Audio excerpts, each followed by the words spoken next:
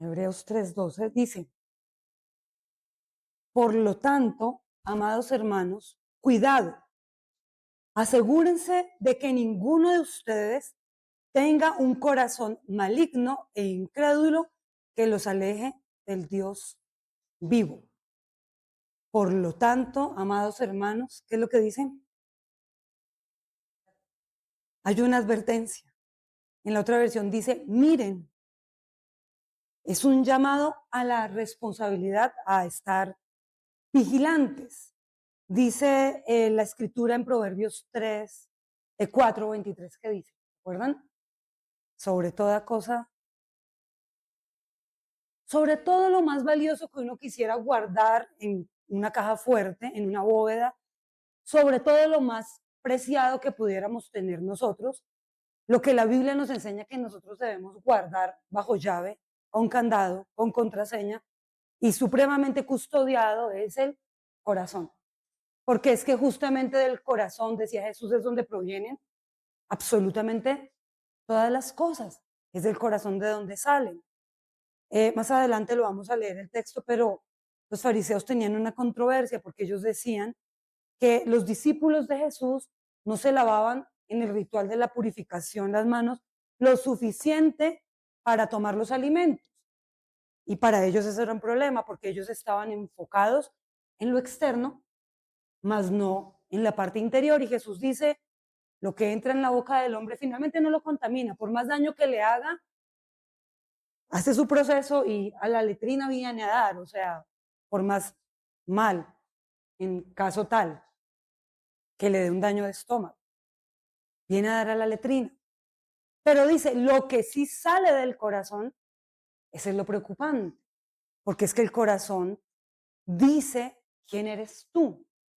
Tal es el hombre en su pensamiento, en su corazón, termina uno haciendo lo que uno piensa y siente. Entonces, viendo la escritura, aquí vemos en primer lugar en este corto versículo una advertencia. Hay un peligro real. Cuando te mandan a ti en la Biblia, ten cuidado con esto, es porque en realidad hay un peligro. ¿Qué dice la escritura, por ejemplo, el profeta Jeremías en el capítulo 17? ¿Se acuerdan? Él aborda un tema y él habla acerca del corazón. Iniciando el capítulo, él empieza hablando sobre el corazón y él dice que el corazón, ¿qué es? Es engañoso y es perverso. Dice, ¿quién lo conocerá? Porque nuestro corazón tiende a engañarnos. Y si nosotros decidimos guiarnos por lo que nuestro corazón dictara, estaríamos de verdad perdidos porque nuestro corazón un día quiere una cosa, al otro día cambia de tendencia y quiere otra, y así sucesivamente, es variable. Por eso es necesario más que corazón o dejarnos guiar por el corazón, debemos dejarnos guiar por el carácter que se forma de estudiar y profundizar en la palabra de Dios. No hay otra forma de verdad para construir un carácter firme, sino a través de la palabra de Dios, porque es que en la palabra de Dios está absolutamente todo lo que nosotros necesitamos para poder vivir, para poder existir, para coexistir. Todo está en la escritura. El día de ayer en clase de teología veíamos cómo inclusive la ciencia en muchos aspectos habla de cosas que la Biblia de tiempo atrás lo había revelado por su Espíritu Santo a los siervos, los profetas. Y es increíble ver eso es algo apasionante. Ver cómo la ciencia descubre con el paso del tiempo y después de analizar y estudiar demasiado y avanzar en los descubrimientos o en los equipos científicos, ellos encuentran ciertas cosas que la Biblia había decretado y enseñado tiempo atrás. Dice el escritor a los hebreos, tenemos que tener cuidado porque hay algo que nos puede alejar de Dios. ¿Qué es en realidad lo que nos aleja de Dios? Y lo estamos viendo en este versículo. Solamente habla de dos cosas. Y es que de esas dos cosas parte absolutamente todo lo que es malo para nosotros. Habla de dos cosas acá. ¿Qué me aleja de Dios? Tener un corazón maligno y tener un corazón incrédulo. Y me impacta porque la palabra que se usa acá para maligno, la hemos estudiado en otras ocasiones, y es la palabra antidicos. ¿Se acuerdan en griego? La palabra antidicos. ¿Qué es antidicos? ¿Se acuerdan? ¿Qué veíamos nosotros del antidicos? Antidicos es una palabra que se usa para describir o para anunciar a Satanás. Así es que se describe a Satanás. Antidicos. Es alguien que todo el tiempo está haciendo oposición a lo que es correcto. Oposición a lo que es verdadera voluntad de Dios. Oposición a los principios bíblicos. Dicen que en determinados países, en el nuestro, donde se ejerce la política a nivel mundial, se habla de la oposición, es que son la oposición. Pero en realidad, oposición según la Biblia, antidicos, opositor, adversario y enemigo, es aquel que se opone abiertamente a los principios y a la voluntad de Dios. Ese es el verdadero opositor. Ese es el verdadero antidicos. Es la palabra que se usa para describir a Satanás, él es el antidicos. Entonces, cuando te dice a ti lo único que te puede alejar de Dios es tener un corazón maligno, lo que te está diciendo la Escritura es que cuando tú permites que el enemigo entre en tu corazón, ¿cómo entra? Ay, no, Dios nos guarde. Y muchos echan la bendición y se persignan unas cuantas veces cuando pasan por ciertos lugares religiosos y ay, no, sálveme Dios. No es así. Pero en realidad, Satanás es tan sutil, tan astuto y tan sagaz, que se encarga de entrar en el corazón de la gente sin que la gente se dé cuenta. Que después de que él pone una semilla dentro de un corazón, desde adentro, implosiona y daña al ser humano que posee ese corazón permeado por el enemigo. Veíamos ayer la historia, ¿se acuerdan? Del caballo de Troya. Tal cual como el caballo de Troya. Algo que se percibe como un regalo, algo que se percibe incluso como señal de debilidad del enemigo, de rendición del enemigo, de un halago del enemigo, algo que se está recibiendo como un halago, como que se nos rindieron, como que se quieren ganar nuestro favor, como que reconocieron que nosotros nos mandaron el presente, pero el presente viene cargado de veneno. Por eso dice la Escritura, cuídense de que ninguno deje de alcanzar la gracia de Dios. No sea que brotando una raíz venenosa y amarga contamine al que la tiene y contamine a todos los que le rodean. Eso es tener un corazón maligno. Un corazón contaminado por la amargura, por el odio, por el deseo de venganza. Ese odio encubierto en buenas acciones. Ese odio que permea corazones débiles. Gente que no se preparó en cuanto al carácter, en cuanto al conocimiento de la verdad única y eterna, que es la que ha profesado el Espíritu Santo a través de su eterna palabra. No hay otra verdad, no hay otra. Él es el camino, Él es la verdad y Él es la vida. No hay otro fuera de Él. Solo tenemos un camino y solo hay una única verdad. Y la verdad está escrita desde el Génesis hasta el Apocalipsis. Es la única verdad que tenemos, que abrazamos, que creemos, que aceptamos y que defendemos, porque tenemos que defenderla. Porque no podemos ser gente mediocre, que se acomoda camaleónicamente a las circunstancias, que se deja mover por las emociones, por lo que la carne quiere, porque si fuera por eso, todos nos vamos para el otro bando. Si fuera por la carne, si nos dejáramos guiar por la carne, elegiríamos el bando que promete todo lo que a la carne le gusta.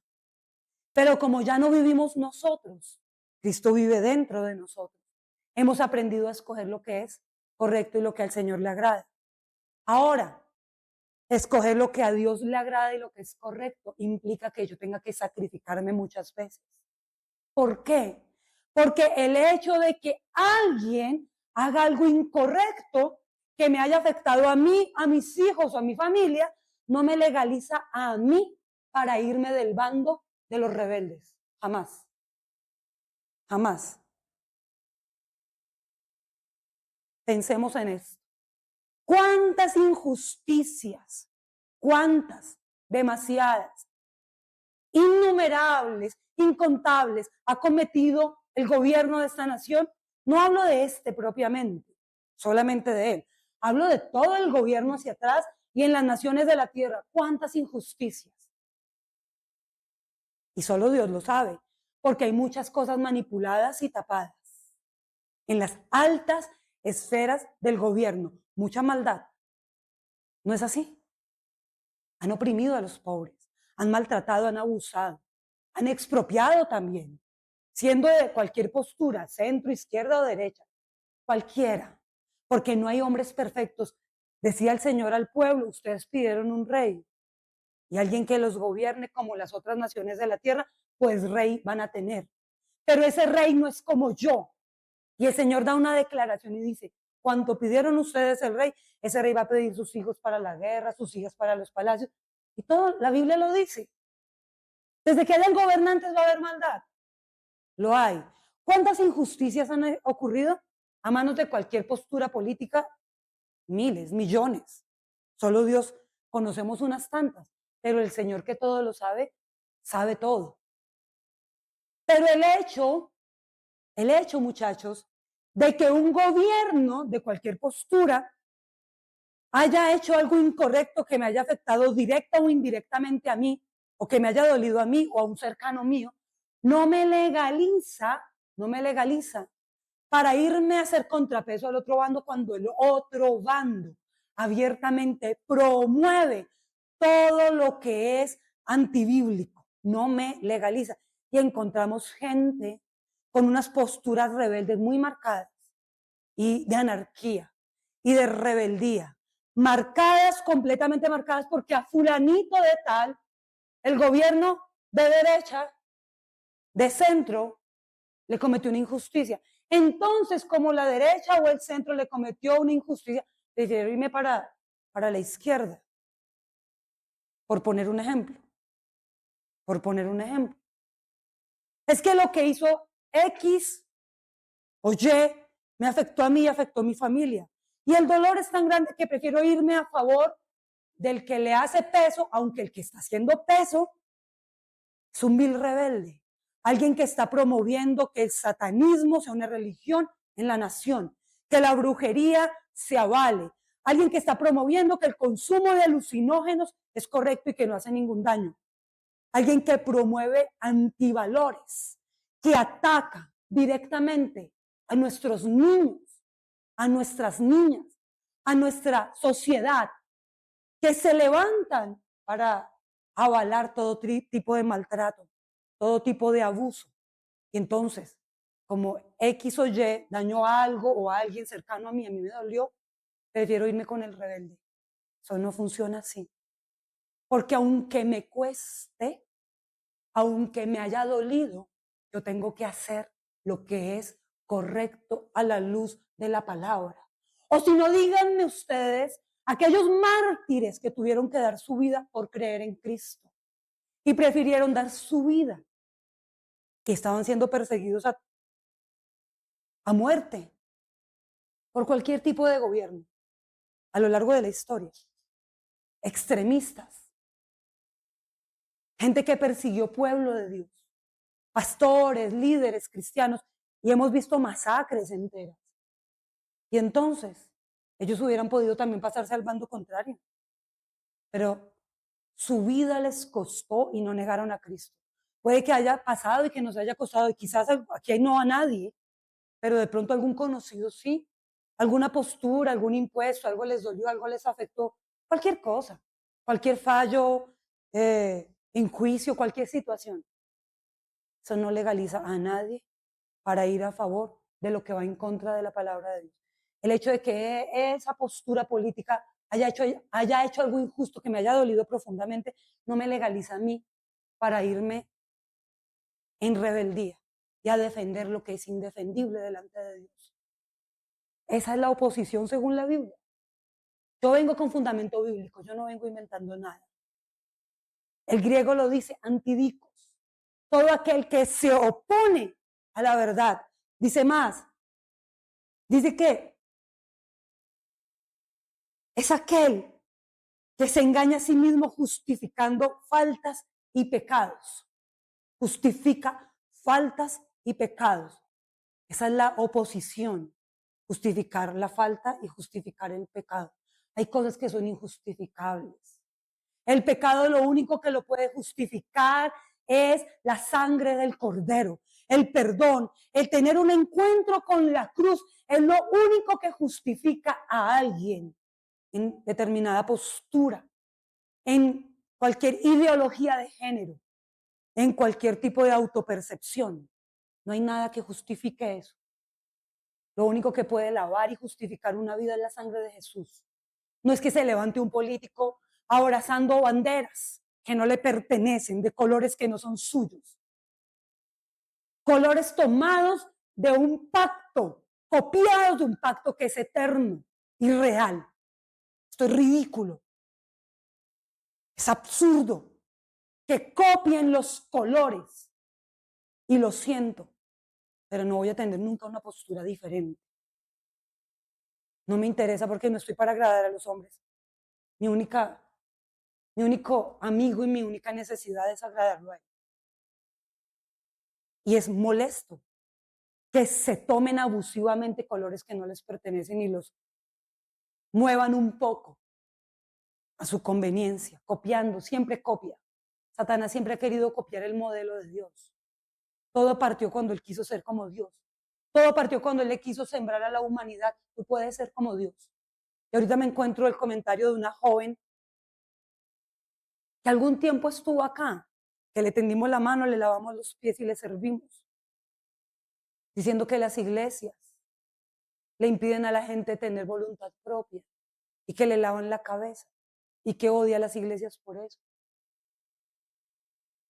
Las iglesias no le lavan la cabeza a nadie ni le impiden a nadie tener voluntad propia. Para empezar, cuando yo me guío por mi propia voluntad, yo, caminando 33 años con Dios, cuando quiero guiarme por mi propia voluntad, me estrello. Yo misma me he estrellado. ¿Por qué sumarle y por qué quitarle la realidad?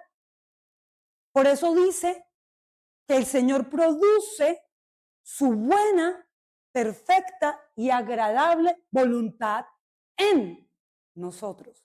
Él es el que produce el querer y el hacer por su buena voluntad.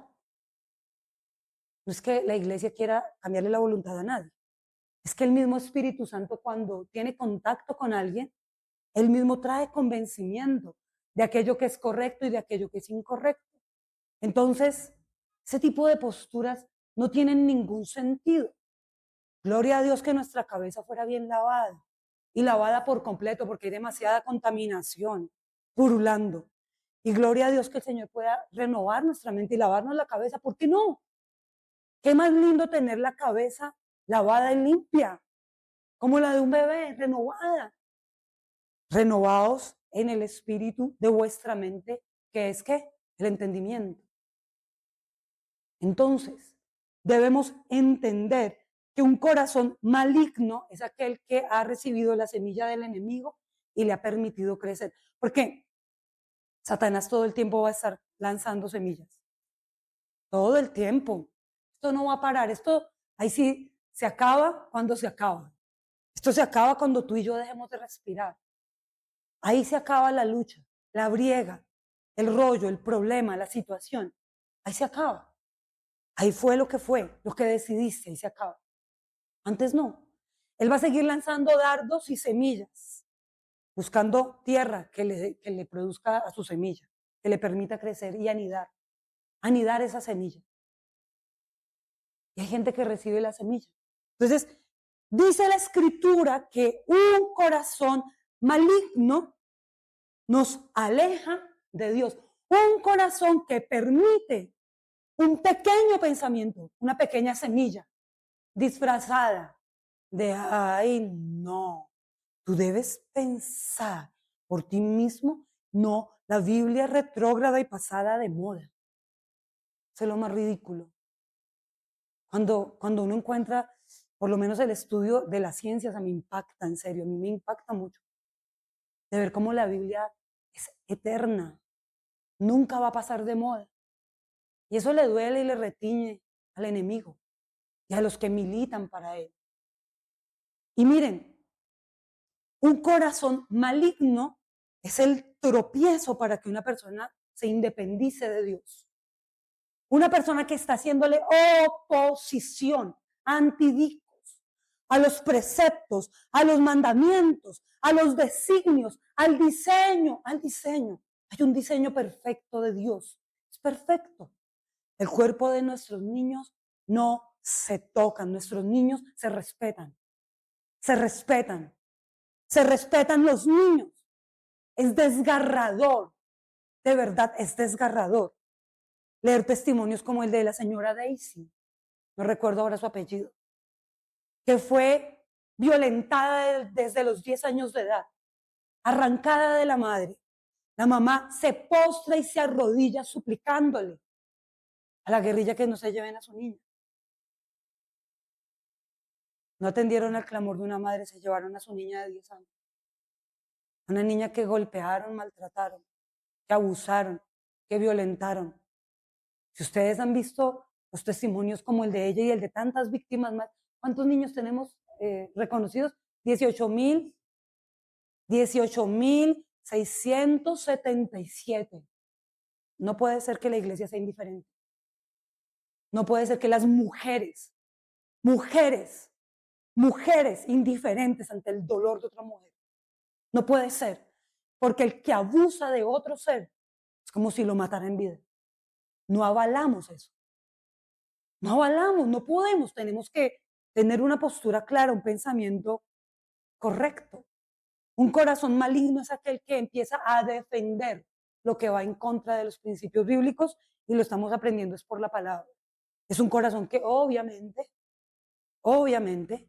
el que le hace oposición a Dios. Yo no hablo acá de políticas de hombres, yo hablo de la palabra de Dios.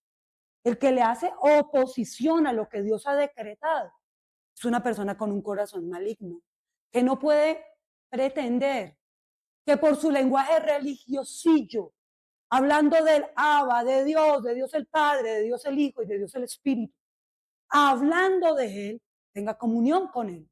Porque alguien que le hace oposición a Él no está con Él, porque la Biblia dice que está lejos de Dios. ¿No? ¿No es así? Es que no lo estoy diciendo yo, es que lo podemos leer muchas veces. Y está en el libro de Hebreos, capítulo 3, versículo 12. Es lo que dice la Escritura. Esto, la incredulidad lleva a la gente el tener malignidad lleva a las personas a ser incrédulos. Los pone en duda de la bondad de Dios, de las promesas y de los mandamientos. Una persona que le hace oposición a Dios, oposición a su palabra, es alguien que ha endurecido su corazón y lo ha permeado por la semilla del maligno y cae en incredulidad. Como no cree en las promesas, tampoco cree en los mandamientos, ni en lo uno ni en lo otro. Gente que puede ir a una iglesia, levantar las manos, orar, recitar Biblia, pero es gente que pone en duda las promesas y los mandamientos de Dios. Que quisieran las promesas, pero que abrogan los mandamientos. Entonces ni creen en las promesas ni creen en los mandamientos, porque toda promesa conlleva un mandamiento. Anulan todo. ¿Qué más es? Antidicos. Es rebeldía que se opone a la soberanía de Dios. Antidicos es rebeldía que se opone a la soberanía de Dios. ¿Qué quiere decir soberanía de Dios? Soberanía de Dios es que Dios está por encima de todo gobierno, de todo estamento y también por encima de mi vida. Que Él es soberano también en mi vida, no solamente en el gobierno, también en mi vida. Y ustedes han escuchado frases como esta: mi cuerpo, mi decisión. Se rompe con la soberanía de Dios. Mi cuerpo es templo del Espíritu Santo. Eso es lo que dice la Biblia. No es tu cuerpo ni es tu decisión. El cuerpo fue diseñado para ser la casa del Dios eterno y real. Eso fue. No es tu cuerpo ni es tu decisión. Es un engaño del maligno. Y el que tiene ese pensamiento y defiende esa postura, tiene una semilla del maligno y hace oposición a lo que la palabra enseña. Que lo crea el que lo quiera creer, que lo acepte el que lo quiera aceptar, pero es la palabra de Dios. Es lo que la Biblia dice acerca del cuerpo. El cuerpo es templo del Espíritu Santo. Y si el cuerpo es templo de Él, el dueño es Él. Llamar al Señor, Señor, es decirle, Curios, tú eres el dueño, el comandante y jefe. Tú eres mi dueño. No es mi cuerpo ni es mi decisión, es tu cuerpo. Y te lo tengo que cuidar. Me lo prestaste para que lo administrara, para que lo cuidara, para que con él te adorara, te sirviera, trabajara. Que no trabaje, que no coma. ¿Cómo es que ahora quitarle a la gente para darle a otros? ¿Cómo es que pretender? Tú tienes dos, me tienes que entregar uno, pero es que a ti te costó levantar tus dos. De malas.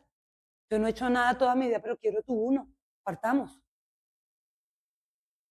Por favor, la Biblia lo enseña. Que no trabaje, que no coma. Dice que el que se opone a la soberanía de Dios argumenta en sus pensamientos y se va endureciendo, creyendo que puede vivir su vida según su intuición. Cree basado solamente en las experiencias y no en la palabra de Dios. Se empieza a basar por las experiencias. Entonces lo empiezan a moldear solamente las experiencias y no la palabra de Dios. Y volvemos a lo mismo. Tú me hiciste algo malo. Entonces, todos los hombres son malos y me voy a desquitar de todos los hombres porque él en algún momento como hombre me hirió. Todos son iguales. Un corazón que se mueve por las experiencias. Tuvieron una mala experiencia en X restaurante, entonces todo el restaurante es una porquería. Tuvieron una mala experiencia con un jefe, entonces todos los jefes son blanquitos, acomodados, burgueses y oligarcas opresores. No se puede hacer así. No es real. Gente que se vive basando por las experiencias. Es que este gobierno, es que tal gobierno no te dio, no te entregó. ¿Por qué te tenían que entregar o dar? ¿Por qué tenían que fallar a tu favor? ¿Por qué tenían que defender algo que no está demostrado? ¿Por qué tenían que hacer esto o aquello? ¿Por qué tú pones tu esperanza en los hombres? ¿Cuántos siervos de Dios vimos en la escritura que fueron perseguidos, apresados, encarcelados, arrestados, aserrados y martirizados injustamente? Y eso los avalaba a ellos para hacer cosas incorrectas en contra de sus gobernantes. Antes, que decía el apóstol Pablo, si tú no hiciste algo malo, no tengas miedo. El soldado lleva la espada para usarla para el que se porta mal, no es para el que se porta bien. Si tú estás quieto, quieto no toca quieto. Si tú estás en tu casa después de una jornada laboral, que es lo más correcto, descansando y no loqueando por allá en la calle, pues te guardas más de los peligros. Estás más a salvo. Les decía la semana pasada, hay un menor riesgo. Pero si te juntas con dos borrachos, tú vas a ser el tercer borracho. Si te juntas con dos rebeldes, tú vas a ser el tercer rebelde. Si te juntas con dos personas incorrectas, el tercero incorrecto serás tú. Eso no falla. Porque finalmente el ambiente en el que nos desenvolvemos termina sí o sí afectando. Debemos ser selectivos con quién hablamos, con quién compartimos, a quién escuchamos, a quién le aceptamos un consejo. Debemos ser selectivos. Hace poco veía un video yo sobre El Padrino y uno de los hijos del padrino, creo que era el menor Michael, Un video muy corto, se los voy a compartir en el grupo. Y él decía, yo no soy de esta familia, yo no quiero ser como ellos, todo el tiempo no quiero, ellos no me representan, yo no. Pero se sentaba en la misma mesa, respiraba el mismo aire, comía lo mismo, iba a los mismos lugares, hasta que terminó replicando exactamente lo mismo que tanto odiaba. El que anda entre la miel, algo se le va pegando.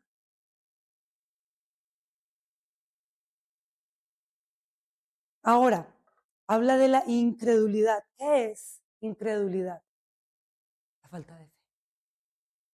La incredulidad es justamente eso, la ausencia de fe. La fe nos cambia todo, de verdad. La fe es una herramienta y un arma demasiado poderosa. La escritura lo enseña y la ciencia lo avala, lo demuestra. Científicamente lo estamos aprendiendo. ¿Cómo? O sea, me impacta, porque científicamente estamos viendo cómo la fe transforma físicamente a una persona, físicamente, cambios físicos medibles, medibles. La fe es una herramienta poderosa, por eso el apóstol, dentro de la armadura, hay algo que nos hace como referencia, y justamente la fe. Tenemos que empuñar la espada, porque la fe nunca va a venir sin la palabra de Dios. Por eso el que no se llene de palabra no puede tener fe. El que no es capaz de comer y devorar la palabra de Dios, aquel que no se deleita en la palabra, aquel que no la mastica, aquel que no la escucha, la recita, la repite, la entiende, la medita, la ora, no puede tener fe, porque la fe viene por el oír la palabra. Es imposible tener fe si no tenemos la palabra. Cuando leemos relatos bíblicos, que aún la arqueología los empiezan a avalar o a demostrar, y tú empiezas a alimentarte de esa fe. Cantar la canción de María, wow, de los cantos más antiguos, creo que el más antiguo registrado, no sé si hay otro. El primer canto antiguo, el más antiguo, registrado, el canto de María, los carros del faraón. ¿Y qué se siente cuando se canta eso? ¿Qué poder y qué fuerza se siente cuando tú cantas eso? Porque es decirle al enemigo, tú oprimiste al pueblo de Dios, pero el Señor te destruyó a ti, te humilló y te acabó por completo, te acabó. Es cantar algo que, Dios mío, es increíble.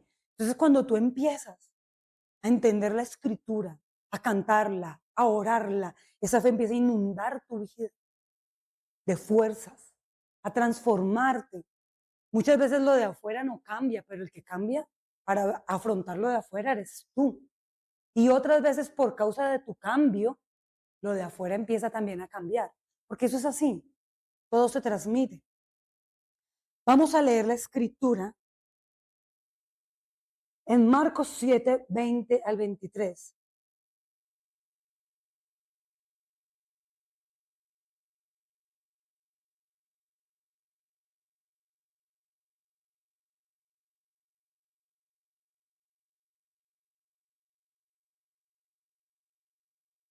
Y decía, lo que sale del hombre lo contamina, porque de adentro del corazón de los hombres salen los malos pensamientos, inmoralidades sexuales, robos, homicidios, adulterios, avaricias, perversidades, engaño, sensualidad, envidia, maledicencia, arrogancia, insensatez. Todas esas maldades salen de adentro y contaminan al hombre. Todo esto sale del corazón. Voy a hablarles un poquito de la palabra sensualidad, que es aselgeia. Selgeia. Sensualidad, porque a veces la gente, no es la sensualidad moderna que la gente dice, ay no, es tan sensual. Eso es pecado. Eso es pecado. Hay una cosa que puede ser sexy y hay otra cosa que puede ser sensual. Son dos cosas muy diferentes. De verdad. Dice, es un apetito desenfrenado. Es vivir bajo el dominio de los sentidos y los deseos de la carne. Es anteponer los impulsos físicos. esos impulsos físicos y emocionales a la voluntad de Dios.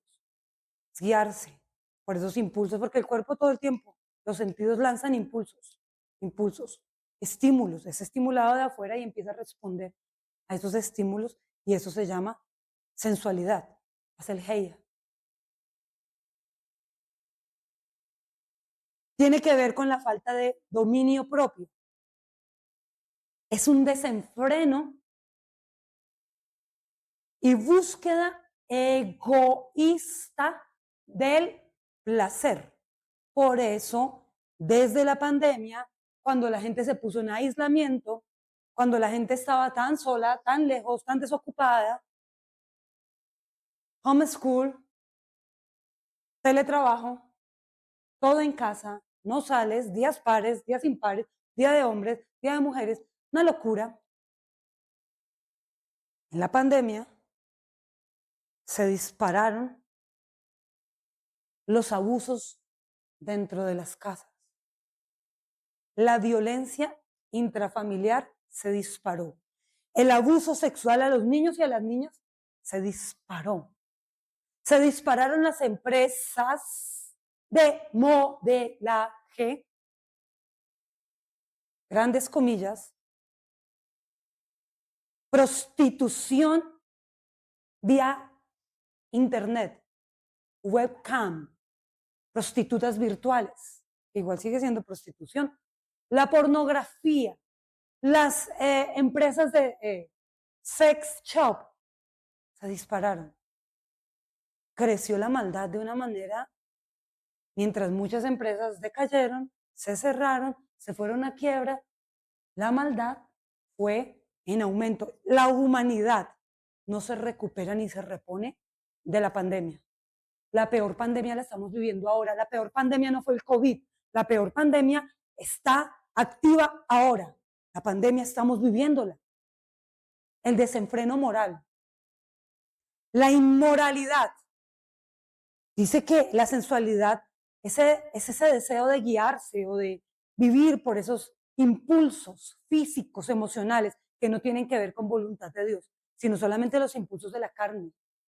Lo que dice, lo que explica la palabra, es una búsqueda de placer egoísta, egoísta. Por eso la masturbación creció también. ¿Por qué? Porque una persona que cae en masturbación, y lo explica un doctor, un científico, cero religioso, inclusive es ateo, por la ciencia el tipo explica lo que ocurre con una persona que vive consumiendo pornografía y masturbándose. Es vivir en un placer egoísta. Su autoplacer, su autocomplacencia le importa 5 lo demás. Es gente que cuando se va a casar va a tener problemas. Porque cuando una persona se casa, no se casa para ser feliz, se casa para hacer feliz al otro. Para aún sacrificar su descanso en tanto el otro también esté bien. Ese es el verdadero amor. El verdadero amor es sacrificial. El humanismo moderno y el progresismo moderno dicen que no es así. Yo, el super yo, el ello, yo. No, es aquel amor que es capaz de quitarse el manto, hincarse, lavar pies, secarlos con el manto, servirle a otros. Ese es el verdadero amor. Ese es el amor que Jesús nos enseñó. Un amor sacrificial todo el tiempo. Un amor que se despojó de su realeza. Se hizo hombre. Siendo hombre, se hizo esclavo. Y siendo esclavo, murió como un criminal, como un delincuente. Ese es el verdadero amor. Entonces, cuando una persona ha incurrido en su deleite y en su placer egoísta, empieza a ser narcisista, egocéntrica, queriendo todo para sí mismo. Todo se trata de él, su placer, lo que desea, lo que quiere, lo antepone. Y todo el tiempo está pensando solamente en él. Y es difícil cuando una persona que ha estado practicando por toda su vida este tipo de cosas pueda tener una relación estable, una relación sana, porque todo desde la raíz, si la persona no renuncia a eso tan incorrecto, todo lo que edifique desde la raíz se construye mal, porque nunca nadie puede construir algo sano y saludable encima de una herida que purula, que hiede, que sangra. Y es lo que vemos, una sociedad egoísta. Entonces tenemos marchas, tenemos desfiles, donde lo que prima es el ego, el ego. Soy yo y yo soy así y es lo que yo quiero y qué me importa y no me importa. Y tenemos una sociedad que es egoísta y es algo que delante de Dios está mal, porque Dios creó al hombre para que tuviera una ayuda idónea llamada esposa. Son uno solo los dos, esposo y esposa, una sola carne. Y Satanás le ha apuntado a dañar ese pacto. Algo que la Biblia dice en el libro de Romanos: abandonaron el uso natural y se extendieron en su lascivia y en su concupiscencia. Pues peleen con Dios, porque eso lo dice la Biblia. Dejando el uso natural, hombres con hombres y mujeres con mujeres, lo dice la Escritura. Y entonces, es un desorden que viene atacando a la sociedad, que se estalló de una manera impresionante desde la pandemia. O sea, se estalló horrible. Ese ego, ese egoísmo, ese egocentrismo. Gente moldeada por las redes sociales y por la anticultura que profesan muchos, por la anticultura y el falso progreso que promueven los gobiernos, rebeldes. Eso es lo que la palabra enseña. Jesús dijo: todo esto sale del corazón, la sensualidad no es buena. Nada de lo que está ahí es bueno. Ningún tipo de mal pensamiento, ni inmoralidad, ni robo, ni homicidio, ni siquiera la avaricia. Nada de lo que dice el Señor. Eso es malo. ¿Y nosotros qué hacemos? Nosotros tenemos que tener una postura clara, porque no somos ajenos a la realidad y no somos ajenos a que se nos lancen dardos, pensamientos, imágenes, que queriendo tú ver un programa te salga una imagen, que queriendo entrar a una red social te salga una cosa, que empiecen, o las conversaciones, o de cualquier lado puede llegar. Y tú tienes que ser radical y saber cuándo ponerle un freno, porque si tú no le pones freno, eso te va a llevar a ti por delante. Es como un carro sin frenos, un carro desbocado, que acaba con todos. Entonces nosotros somos llamados a guardar nuestro corazón. ¿Qué ha sucedido? ¿Qué veo yo? Que se ha politizado y se ha polarizado desde la herida del corazón.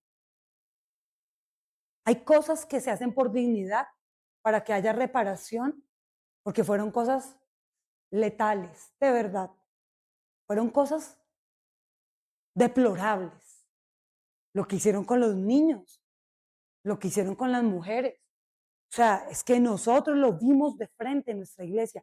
Gente que de verdad sufrió por estos movimientos revolucionarios y defensores del pueblo, que violentaron al mismo pueblo, que abusaron del mismo pueblo. ¿Cuál es el discurso? Un discurso de odio, donde se quiere tener la herida abierta. Todo lo que una persona decida desde el dolor está destinado al fracaso. Por eso siempre hemos enseñado: nunca tú tomas decisiones con el corazón herido. Nunca tú tomas decisiones con miedo.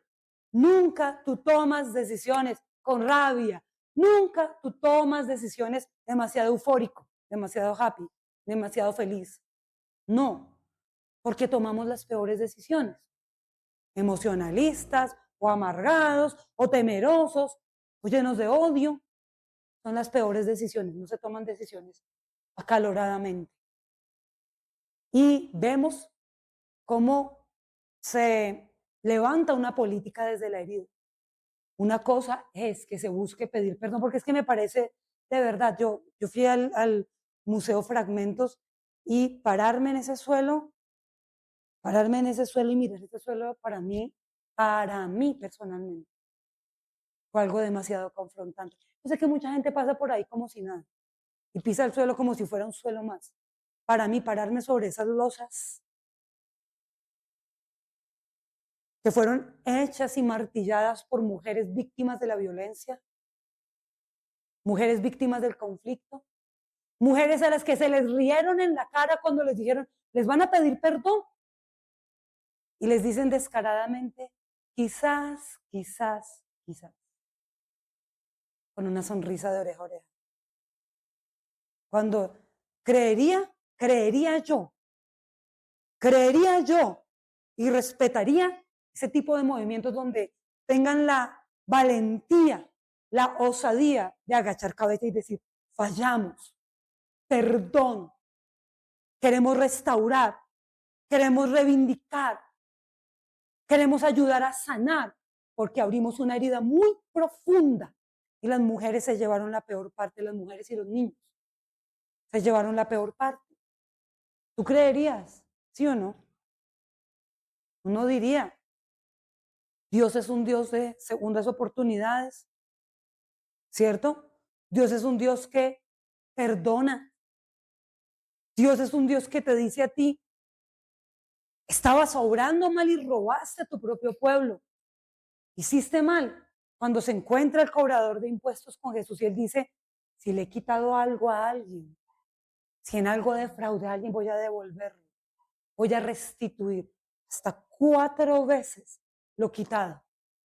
No hay restitución. Creeríamos y diríamos, es que no importa, pero que al menos haya un cambio, de verdad. Ese sería un cambio genuino. No lo ha habido. Ha habido un cinismo de una mujer senadora, viviendo de los impuestos de la gente. Alguien que fue promotora del abuso de las niñas y de los niños. Esta senadora Ramírez es una vergüenza para nosotras las mujeres, porque nosotras las mujeres somos maternales, porque somos dadoras de vida, porque el Señor nos dotó de una capacidad de proteger la vida, de criar, de engendrar, de proteger, de amamantar. Así nos creó el Señor para defender la vida. Así somos las mujeres. Eso somos. Esa mujer, Sandra Ramírez, no nos representa. Es un cinismo y es un descaro. Y debería, ay, pastora, en las iglesias no deben hablar de política. Sí, cuando la política va en contra de nuestros principios bíblicos, sí tenemos que hablar de política. Ustedes saben que es un tema que por muchos años yo decía, no, nos mantenemos lejos. Pero en este momento la cuestión ha cambiado. Porque no quiero que sigan sacrificando bebés. Porque dicen, aborto para mí es aborto, así sea, desde el primer momento sigue siendo un asesinato. Perdón. Pero cuando se levanta el candidato de la izquierda, que es la verdadera oposición y el verdadero antidicos, que se opone a la palabra es él. La izquierda es el que se opone a la palabra. Él es el antidicos. Cuando él se para de manera cínica y descarada a decir que va a llevar, que va a avalar o que él avala el aborto hasta el último momento, o sea, no pasa nada. O sea, hasta que ya el bebé está a punto casi de nacer y de llorar y de respirar, la mujer tiene derecho a asesinarlo. Perdón, ¿cómo es eso? Esperen, ¿cómo es eso? Discúlpenme, pero sí tengo una postura y sí me enoja. Sí me enoja, no puedo ser indiferente a eso, porque amo la vida. Porque la Biblia dice, mi embrión fue visto por tus ojos. Mi embrión, el embrión, ni siquiera se está hablando del bebé ya formado, el embrión. Es el embrión.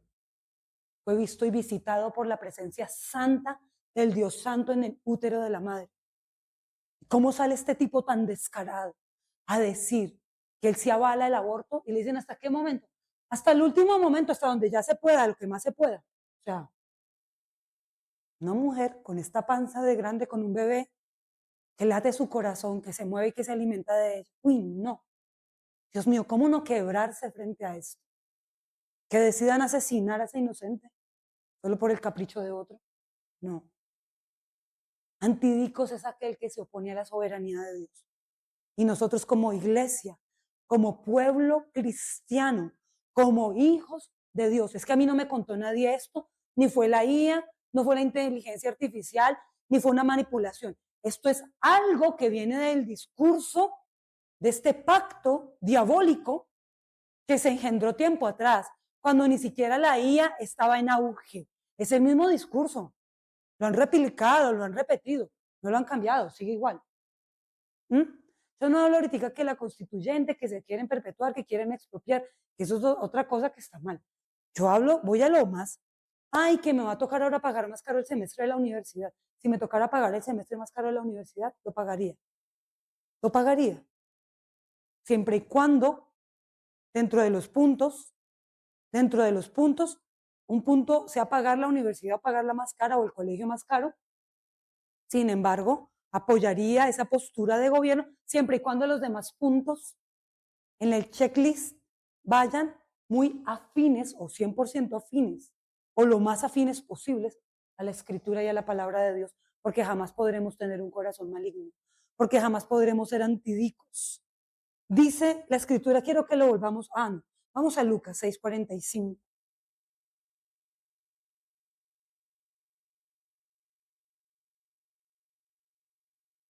Dice, el hombre bueno del buen tesoro de su corazón presenta lo bueno, y el hombre malo del mal tesoro de su corazón presenta lo malo, porque de la abundancia del corazón habla. ¿Qué es lo que usted ha escuchado? Bueno, de la gente. ¿Cómo usted conoce a una persona?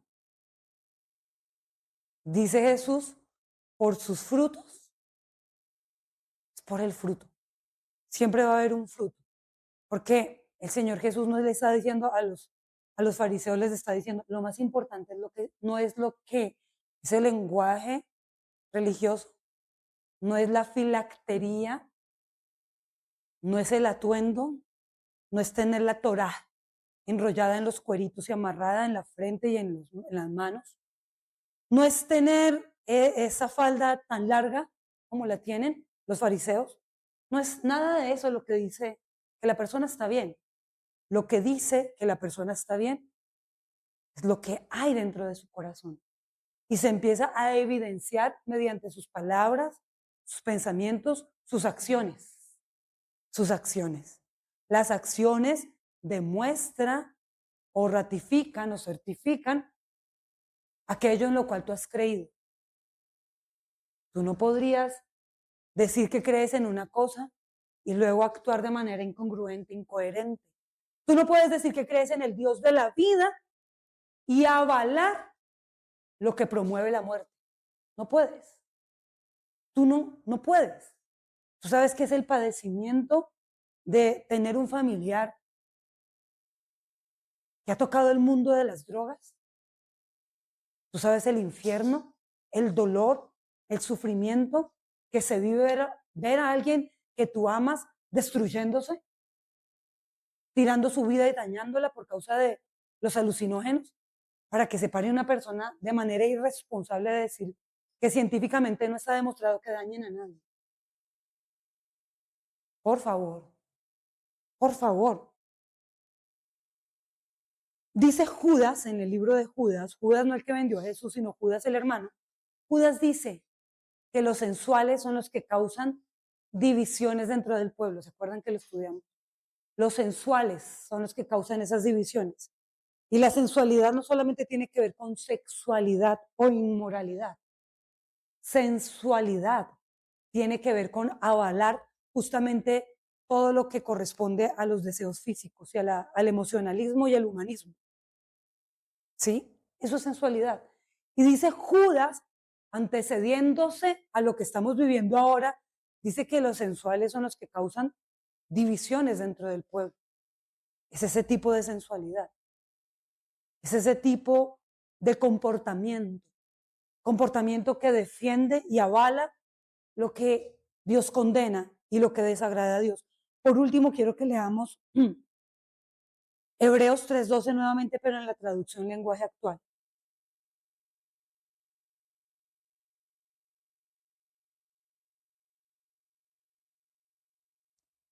Cuidado, hermanos. No piensen en lo malo, ni dejen de confiar en el Dios que vive para siempre, para que no se aparten de Él. Nos muestra que Dios es un Dios vivo. Lo veíamos ayer cuando hablamos de la vid. Si tú te alejas de la fuente, pone a Dios en esta traducción como la fuente de vida. Si tú te independizas, si tú te alejas de Dios, te alejas de lo que te produce a ti vida. Empiezas a caminar como quien respira, pero muerto en vida. Dice, no se alejen del Dios que produce vida. No se alejen, no se aparten del Dios que vive para siempre, para siempre. ¿Por qué? Porque cuando una persona cae en las semillas o las permite de ser maligno, de ser antidicos, cuando cae en incredulidad, es una persona que se endurece. Dice el autor de los Hebreos lo que está hablando en ese punto. Ustedes pueden mirar el contexto. Le está hablando a la gente que va por el desierto. Ustedes lo pueden estudiar porque quiero que lo vean en sus casas. Es el contexto porque la Biblia no se puede sacar del contexto. El contexto al que hace alusión es la gente que va por el desierto rumbo a la tierra prometida. Y dice que ellos se pervirtieron y fallaron y eso les causó incredulidad y les causó ser opositores a la voluntad de Dios. Y eso hizo que ellos quedaran tendidos en el desierto, ¿verdad? Dice, no sean como ellos, que por su obstinación, que por su dureza, quedaron tendidos en el desierto. ¿Por qué? Porque el permitir las semillas del maligno, el hacerle oposición a la palabra y a la voluntad de Dios, o hacer campaña de oposición a la voluntad de Dios, permitir la incredulidad endurece el corazón, lo endurece. Y hay un peligro muy grande cuando hay un corazón endurecido. Y el peligro consiste en que la persona no experimenta placer en lo que es realmente placentero, en disfrutar la vida de una manera sana, correcta, pura. Entonces la gente empieza a sentir deseos incorrectos, pasiones desordenadas y cada vez va a necesitar una más alta dosis de placer para generar dopamina. ¿Qué pasa con eso? Que cuando la persona está buscando de afuera la dopamina, y ustedes lo pueden ver por la ciencia, lo pueden estudiar, investigar, consultar, cuando una persona está buscando todo el tiempo de afuera la dopamina con estímulos externos y no la está produciendo de manera sabia desde adentro, es una persona que sus niveles de oxitocina literalmente empiezan a decaer y a descender. ¿Qué hace eso? Que la gente se vuelva menos compasiva y menos empática. Es lo que hace esto. Se habla que la dopamina es el motor que nos impulsa para movernos, ¿sí? Y que la oxitocina es lo que genera empatía y lo que nos permite vivir juntos en armonía, en unidad. Es lo que hace la oxitocina. Cuando una persona está buscando esos placeres sensuales, ha endurecido su corazón y empieza a buscar de afuera, cada vez se vuelve más apática, más insensible, más indolente ante la necesidad de los demás. Y eso es lo que estamos viendo, una sociedad que poco o nada le importa. Por eso tenemos gente que abusa de niños. En el ICBF, que es la institución que es la que es garante, defensora de los derechos de nuestros niños. Y vemos un pedófilo abusando y contagiando bebés de SIDA, contagiándolos de SIDA y violentándolos, abusando. Gente que maltrata a los animales, que los abusan sexualmente, que los golpean. Gente que es indolente. Madres que venden a sus bebés ante una cámara por dinero, abusan sexualmente de sus bebés. Frente a una cámara para monetizar, para conseguir dinero. Estamos en una sociedad, en un mundo gobernado por el príncipe de este mundo. Y dirán, el progresismo no avala eso, no dice eso, no, nunca. Pero si se están promoviendo leyes a favor del aborto, si se están promoviendo leyes a favor de que gente herida, rota y dañada, ¿cómo se dice? Apadrine, ¿no? ¿Cómo se dice cuando tú no es tu hijo? Adoptar, perdón, se me fue la palabra. Que adopten niños, personas que no tienen una estructura en su mente consciente de familia. Gente que vende a nuestros niños. Hay un comercio de niños. Hay un turismo sexual en nuestra nación. Y el gobierno mira para otro lado. Porque la gente que ha abusado desde los campos a nuestros niños son impunes y son gestores de paz. Imagínense, es un descaro. Entonces las leyes, como son tan laxas para ellos, tienen que también ser laxas para el resto de gente. ¿Cómo pueden juzgar con mano justa a una mujer que trafica con sus propios bebés cuando tenemos gestores de paz que abusaron de tantos niños y son gestores de paz y devengan un dinero del gobierno? Es que díganme si esto no ofende. Díganme si esto no es indignante y cínico. Entonces, por eso y por mucho más, nosotros seguimos firmes por nuestra fe, firmes por la palabra de Dios y vamos a defender con nuestra propia vida todo lo que corresponde a nuestro Señor y a su propósito. Amén.